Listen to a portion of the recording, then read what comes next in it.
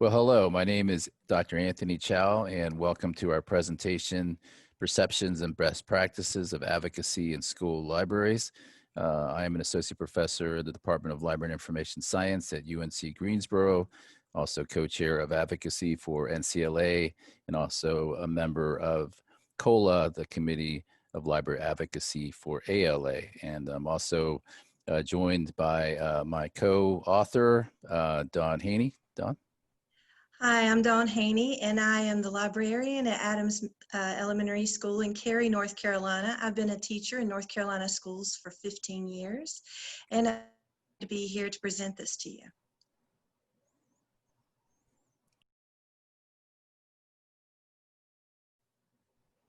So a brief introduction. So this research was a partnership between Dawn Haney and myself. So at UNCG, we have something called the independent study. And so I served as the mentor and facilitator for Dawn, who then went out in the field and collected this data, and she did a fantastic job.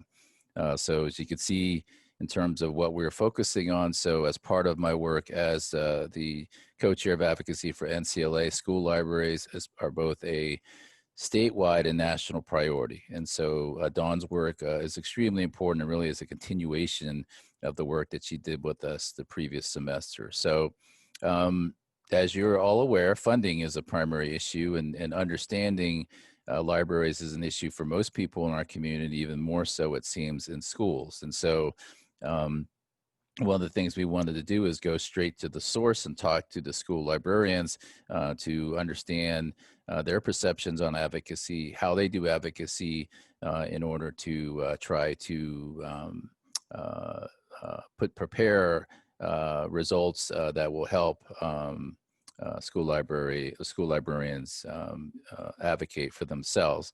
And the other aspect to this is the literature. So as prior to beginning the research, Dawn went into the literature to see what else had been done. So Dawn? So when it came to the literature, I made sure that I chose a wide variety of literature from people who were experts in the field of advocacy for libraries. So at the end of this presentation, of course, you can take a look at the literature that I reviewed, and a little bit later on in this slideshow, I'll go into depth about the literature that I reviewed and how that helps support this research project. So in this case, Linton Weeks said it best when he said, in the nonstop tsunami of global information, librarians provide us with floaties and teach us to swim. And especially in the digital world that we're living in right now, this could not be more vital, knowing that librarians are supporting our teachers every day, our families, and our homes, homeschooling programs that we're doing in academies across the nation. Librarians know the value of the libraries, what libraries bring to the table. We don't just provide those windows, mirrors, and sliding glass doors. We also teach solid research skills and how to navigate this seemingly vast array of resources we have in this digital world. And librarians have become even more important than they were at any other time in our past. So even though librarians know their importance, sometimes librarians and their supporters aren't sure how to go about advocating for themselves. And so that's what this particular research project is about. It's about perceptions that librarians have in North Carolina about advocacy, best practices for advocacy, and what we can do to support their advocacy of their programs. So good research is always driven by guiding questions, and we call those research questions. So the 5 that Dawn and I worked on together are the following. What are the best practices for advocating for school libraries? Question 2, do you feel administration understands the role of school libraries? 3, how well funded do you feel your school library has been over the last 5 years? 4, how satisfied are you with the quality of your current library collection? And 5, to what extent is the school library the sole or primary source for students to access books and information? And these questions again, were carefully selected to ensure that we had the answers that we wanted to be able to tell the current story of school librarians in North Carolina appropriately. And as you can see by the series of questions, there are assumptions behind a number of those questions, primarily stable funding or lack thereof, the impact that has on the quality of the collection, and also, probably most importantly, the role that that your collection plays in the lives of your students, right? And so, a lot of the research is pretty clear that if, there's a socioeconomic correlation between lower socioeconomic and lack of books at home. And so one of the sources of great frustration for me on the state and national level is this socioeconomic divide, really a civil rights issue, where those that the poorest in our community have little to no books. And so if in fact that is the case when they get to the school and they're also faced with a dilapidated, outdated school library collection, it is a lost opportunity that we, I believe, must address. So, Dawn? Um, all- when in regards to these research questions as well, we wanted to make sure that the questions were reached into the corners of the school library in ways that address the advocacy of libraries for the librarian. For example, advocacy means a lot of different things to different people, but for a school librarian in particular, it often is a budgetary issue. So we wanted to make sure that we included things that talked about the funding of your library and how satisfied you are with the current library collection, because that is in terms of budgetary concerns for you. So that was one of the things that we wanted to focus to as well. So this was just a little bit of the literature that I reviewed. And again, you can, at the end of the slideshow, there is a list of the other pieces of literature that we looked into for review. Just before we began, what others had done and others were and proposing when it came to advocacy in the library setting. So Christy Kaland has a great article called The Many Legs of School Library Legislative Advocacy. And in this one, she talks about reaching out to your legislator, going beyond into the political realm to find your funding. And in Washington State, which this article was written about Washington State Libraries Union, they'd actually gone so far as to hire lobbyists to make sure that their concerns in libraries were put forward and kept in front of the legislator at all times so that funding could be specifically secured for the libraries instead of it being lumped into other budgetary concerns like we find sometimes here in North Carolina.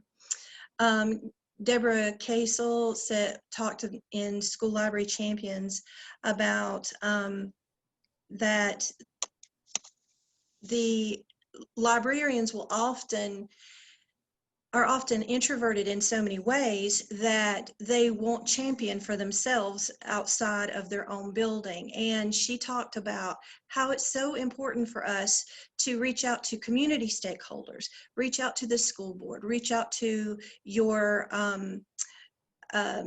city councils, and really put forward not just the idea that libraries are good for students, but pushing out there the idea that libraries provide more than just books for students. We provide safe havens, we provide creative spaces. So as well as Dr. Elizabeth Burns' Practitioners' Perceptions of School Library Advocacy, all of those articles brought forth the idea that school librarians are not maximizing their all of their stakeholders. They're not maximizing all of the things that they can potentially bring to the table in a way that puts them at the forefront of budgetary concerns in a school. So that was an interesting thing when I read the literature, that so many advocates, experts in the field, are saying we should be putting ourselves out. We should be putting ourselves into the community. We should be advocating front lines all the time. And the literature is saying that those are best practices for us. However, it may not be happening for us in North Carolina. Great, thank you, Dawn. And actually, I've had the opportunity to work with Deborah now a couple of times in the past couple of years. She sent me a nice note about a recent publication that is one of the first of its kind that looked at a big data set for public libraries in North Carolina and how we found predictive and statistically significant relationships between resources for libraries at the local level and quality of life. And so one of the things that we've been talking about at COLA is actually doing a national study to also look at relationships between funding for school libraries in student performance. And our hypothesis is that we're also going to find a very strong relationship. In my advocacy for libraries, for all types of libraries, one of the relationships that I found undeniably, indelibly present is that if you have a strong academic institution, you have a strong library. So when you think about higher education, for example, what strong university does not have a strong academic library? So somehow, some way, that relationship between strong libraries and strong K through 12 education has fallen by the wayside. And again, I don't understand it, but we need to get it back. And I think part of going back to your point, Don, the data, I think, is going to strongly support that. But for whatever reason, we don't have that data set. And as a data analytics geek, we're going to get it. I promise you. Sounds great. So as far as the methodology, so the validity of how you collect data is always very important. So I'm a mixed methodologist, which means qualitative and quantitative data is equally important. And together, when they intersect, is when you know you have valid data. And so in this case, the mixed methodology included online surveys, and you see anonymous there. It's very important because you would be amazed at what people say when they know it's confidential and anonymous. You get the real truth. Dawn also did interviews with experts and professionals in the field. And then we also looked at the interviews and how it compared to the literature. And then the other is what we call crosswalking. So the crosswalking basically means if, in fact, you have research questions, which we have 5, you want to crosswalk or align with the actual questions you ask when you collect data, right? And so crosswalking, which we did, which Dawn did, is basically a massive spreadsheet that says, here are the research questions. And here are the questions that we must ask to get answers to these research questions. And these questions are going to be asked on interviews and surveys and focus groups, right? And so crosswalking is very important because when you're developing your instruments, it's very easy kind of just to wing it. But the bottom line is if you wing it, then the validity of your instrument is compromised and you're likely not to get the data you're looking for. So, and then the last thing I'll say for all of you school librarians is that quantitative data is easier to analyze. So when you send out surveys to your constituents, what you must not do is just have open-ended questions, because then if you get 200 responses, it's very difficult to analyze. So what my suggestion is always to have a quantitative scale rating item and then have an open comment section after that. That way you have a nice little graph, a nice mean average rating of some particular scale, and then you have the qualitative comments to then tell you why they rated it as they did. So, but anyway, Dawn did a great job. I think as you'll see very shortly, we collected a lot of good data. So the interviews that I chose people who I knew were advocacy experts, and these particular people were chosen based not only because I had taken classes with those people or under those people, but I also knew from personal experience what they were doing in the field of advocacy in North Carolina. So I want to make sure that I was touching base with people who have really taken the idea of advocating for school libraries to heart. So one of the people I interviewed was Dr. April. She's at UNCG, as well as the Intellectual Freedom Director for NCSLMA, so a lot of you probably know her. I also interviewed Professor Tammy Brewer, who also works at UNCG, and she's the director she is a director on the board of NCSLMA. And also I spoke with Faith Huff. She is a librarian working in Worcester Middle School in Gastonia, North Carolina, and she is on the board of NCSLMA. And again, I felt like all of these people were great candidates to interview because of their strength of purpose when it came to advocating for North Carolina public library schools. The interviews took place over a space of about a month through June of 2020 via Zoom and Google Meets based on our current circumstances. And each of the interviewees were asked the same set of questions. These 8 questions were based on the 5 main questions in research. So they were asked, what do you think of advocating for school libraries, and what first comes to mind? What do you feel are the best practices for advocating for school libraries? How has the advocacy landscape changed during your career? How well funded do you feel school libraries have been over the past 5-year period? Do you feel school administrators and other stakeholders understand the role of school libraries? Why or why not? What barriers do you feel the average school librarian faces when advocating for his or her library? Do you feel national, state, and local advocacy groups are heard by political leaders? And what advice would you give to a librarian who's just beginning to advocate or feels his or her advocacy is not working well? And as I interviewed them, certain things began to become clear to me. All of them spoke about being ready to speak about the importance of your program. Professor Brewer calls it an elevator speech. So being ready to speak about how important your program is, giving great examples. I know that Faith Huff tweets out a lot of stuff going on in her library, and she includes the school superintendent in her tweets. She tags so that he or she can see the great things that she's doing in her program, just keeping them in front of the stakeholders at all times. They also spoke about making those personal connections with stakeholders, being part of your community, reaching out, going to the ball games and things like that, but also just being part of that community. And finally, having hard data ready to go. So making sure you are conducting surveys, that you are looking into doing a collection analysis, and making sure that you're able to present that data in a very short amount of time if need be, because you don't know when you may have been given a pot of money, or the principal has said, oh, I need, you know, we've got a grant for this, and you might not have been aware of that particular grant, but if you've got your data ready, you can also, you know, that could be something for you. Finally, they all 3 mentioned the fact that although librarians are sometimes considered introverted in a lot of ways, you are your best advertiser. They made it very clear to me that although librarians in the past very much a secluded job, that really and truly the librarian is the heart of a school, and her library or his library needs to be the actual heart of that school. So making sure that you're reaching out to those stakeholders. Okay, so here are some of the surprises that that we found when we collected the data.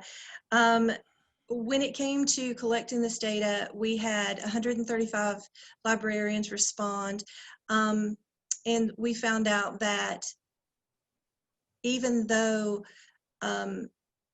advocating for your library was very important and having hard data was very important and it was considered best practices, North Carolina librarians hardly ever or only sometimes would send out surveys. So that to me was very surprising. Next slide. Yeah, well, actually, and then a quick comment is that the other parts of surveys is building dialogues and support amongst your constituents, right? So the other part to asking your students is you empower yourselves by having your constituents drive your services. So when you think about advocating for your with your administration, it's a lot more powerful if you've got your students saying they want something as opposed to you saying it. Yeah. Next slide. Okay. Next, it was also kind of a surprise as well, is librarians in North Carolina who were polled said that they hardly ever, never, or just sometimes will present data to their staff. And this again is directly against what best practices say. It is very important for your staff to understand where your data is. And I know in North Carolina we have MTAC committees, but making sure that your MTAC is even though it's an advisory committee, a vital part of creating your SIP plan and being part of your school community decisions. Yeah, and I just another thought is basically the same thing I said too. Again, building those relationships, those dialogues, and again, whenever you build a successful system, if your users see their ideas in your plans, you're going to have a lot more support. So, some other results. 87.5% felt their administration understood the roles of libraries, but 69% felt that flex time scheduling was not supported by their administration. yeah, and actually, I think this was a surprising finding. I think going into it, Don and I thought it would be that first bullet would be much lower. So we'll have to keep exploring what that means exactly. And 75.6 nearly felt their state organization could help them better advocate for their library, although most of them indicated they seldom, if ever, reached out for that support. I thought that was very surprising. It was almost as if they were aware that they had an advocacy group, a state advocacy group, but they didn't use them as a support for advocacy. So that also seemed strange in a lot of ways to me. Yeah, and the finding here is good for our advocacy team to know that it is valued. And so I think the first thing that comes to mind when we look at this result is toolkit. So that'll be the next internship. We're going to develop a toolkit in the spring so that all of you can use it. All of you can have the data. All of you can have the stories. And then you just have to send the link to your principal. 51% of the libraries considered lack of understanding of the role the library plays in student achievement by stakeholders to be the largest barrier advocating for libraries. So that was a bit of a surprise as well. But it also harkens back to the idea that if half of us are considering that people don't understand the role that we play, then how do we best teach people the role that we play? Yeah, and I think this is absolutely correct. When administration has to deal with budget cuts, if they don't understand the role of libraries, then obviously libraries are one of the first to go. On the flip side, it could be argued that they're not understanding what they must have in terms of resources to maximize their students' potential. And the last thing I'll say here is that there's a very famous study that shows that it's actually literacy that is the primary variable for student achievement. In other words, when literacy is held into account, racial differences go away. And so when we think about student achievement, it starts with literacy. And again, I don't understand how we somehow moved away from that. So in conclusion, I just want to say that the study to me brought forward some things that I felt like we really should focus on.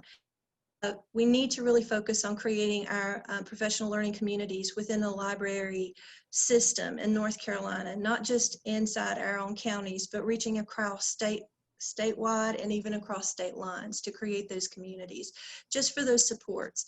We also want to make sure that success stories become commonplace. And once we have the success stories, like I was talking about, creating that toolkit where librarians could go and see, okay, this was successful for someone, let me try those steps as well.